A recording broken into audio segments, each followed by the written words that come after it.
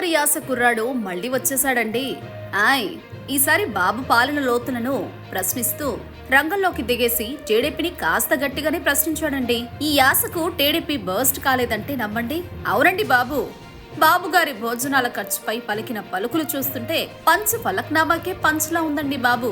Common man Kantharao అంటూ బయటకొచ్చిన గోదావరి కుర్రాడు మొన్న జరిగిన కలెక్టర్ల మీటింగ్ ఒక్కరోజు భోజనాల ఖర్చు 1,20,00,000 అయిందంట.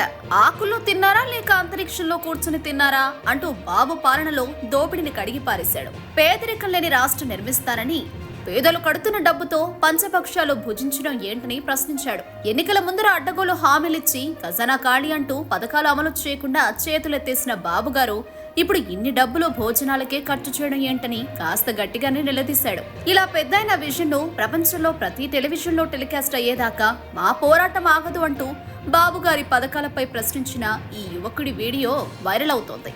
మీరు చూసేసి ఎంజాయ్ చేయండి.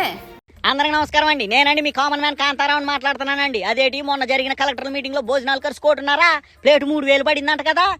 అలా అన్నం ఆకులు వేసుకొని తిన్నారా, అంతరిక్షంలో కూర్చొని తిన్నారా అర్థం కావట్లేదండి బాబు. మన బాబోరు పేదరికం లేని రాష్ట్రాన్ని నిర్మిస్తా అని చెప్పి ఆ పేదల డబ్బుతోనే పంచపక్ష పరిమాణాలు బాగానే మెక్కుతున్నారండి. మైకులు ఎట్టుకుని మీటింగ్లు ఎట్టి ఓట్లేస్తే ఉద్యోగాలు కల్పిస్తానని చెప్పి పద్ధతిగా పనిచేసుకుంటున్న వాలంటీర్ వ్యవస్థను పీకేసి వాళ్ళని ఉద్యమాల బాట పట్టేలా చేసావు కదా నువ్వు. అయినా ఆనాడు అడ్డగోలుగా హామీలు ఇచ్చి ఈనాడు అధికారం వచ్చాక ఖజానా ఖాళీగా ఉందని కారు కూతలకు వస్తున్నావు. కొద్దిగా కామన్ సెన్స్ ఉండాలి కదా. మరి వాలంటీర్ వ్యవస్థను కొనసాగించి జీతాలు ఇవ్వలేని బాబోరు సంక్రాంతి కానుక జన్మభూమి కమిటీలకు మాత్రం జెండా ఊపేశారండి. 5 ఏళ్ల అధికారం కోసం నీ అబద్ధాలని మా పైన అత్తరు సల్లినట్టు సల్లి ఆ వాసన చూపించి మమ్మల్ని వాడుకున్నావు కదంటయ్యా. నీ గురించి తెలిసి కూడా నువ్వు ఇస్తానన్న హామీలకు ఆశపడి 5 ఏళ్ల అధికారం ఇచ్చాం కదా. ఇక నిన్ను నమ్ముకున్నందుకు మేమంతా అయిపోయి